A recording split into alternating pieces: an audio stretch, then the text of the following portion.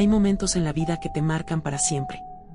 Momentos que te hacen cuestionar todo lo que creías saber sobre el mundo y lo que hay más allá.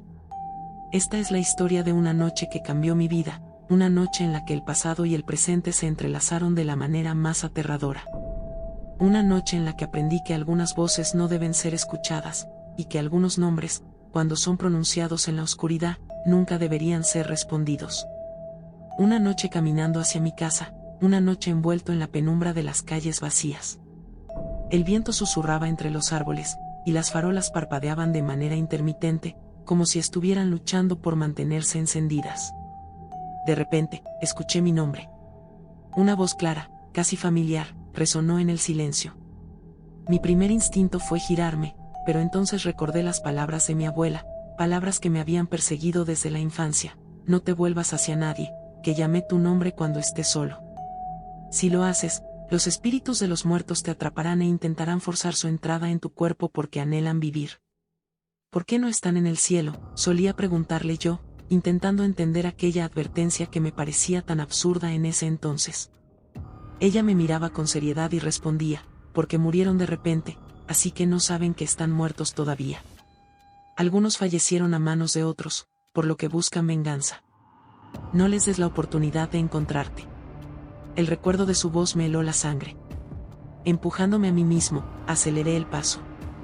Faltaban 600 metros para llegar a la primera casa de mi pueblo, y cada paso que daba resonaba en mi cabeza como un tambor. La voz, sin embargo, no desapareció. Al contrario, se hizo más fuerte, más insistente.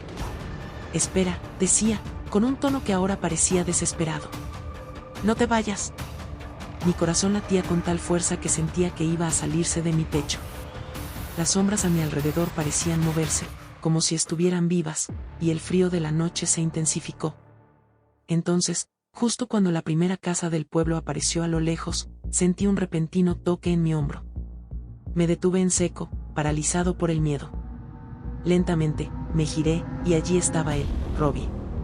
Su rostro era tan familiar como lo recordaba, pero había algo en sus ojos que no encajaba. Estaban vacíos, como si algo en su interior se hubiera apagado. ¿Por qué corrías así?, preguntó, inclinándose ligeramente hacia mí. Su voz sonaba normal, pero había una frialdad en ella que me erizó la piel. Robbie, logré balbucear, pero no pude decir más. Mis piernas reaccionaron antes que mi mente, y salí corriendo hacia casa sin mirar atrás. Escuché que me llamaba de nuevo, pero esta vez su voz sonaba distorsionada, como si viniera de muy lejos. No me detuve. No podía detenerme. Cuando finalmente llegué a casa, mi madre estaba en la cocina. Al verme entrar con el rostro pálido y la respiración entrecortada, se alarmó de inmediato. ¿Qué te pasa? ¿Estás bien?, preguntó, acercándose a mí con preocupación. Vi a Robbie, logré decir, apoyándome en la pared para no caerme. Él me llamó, me detuvo justo donde la policía encontró su cuerpo. Mi madre se quedó en silencio por un momento, sus ojos llenos de una mezcla de miedo y tristeza. Robbie murió hace 2 años, murmuró, como si necesitara recordármelo. No puede ser él. Pero yo sabía lo que había visto. Y lo que era peor, sabía que Robbie no estaba solo. Desde esa noche, las cosas cambiaron. Empecé a escuchar su voz en mis sueños, susurrando mi nombre, pidiéndome que lo siguiera. Las sombras en mi habitación parecían moverse cuando apagaba la luz, y el frío que sentí aquella noche nunca desapareció del todo. Una semana después, decidí volver al lugar donde lo había visto. No sé qué me impulsó a hacerlo, quizás una mezcla de curiosidad y culpa. Allí, en ese mismo punto, encontré algo que me dejó sin aliento, una foto vieja de Robbie y yo, tomada justo antes de su muerte. Estaba doblada y manchada, como si hubiera estado allí durante mucho tiempo. En el reverso, escrito con una letra temblorosa, había un mensaje: ayúdame.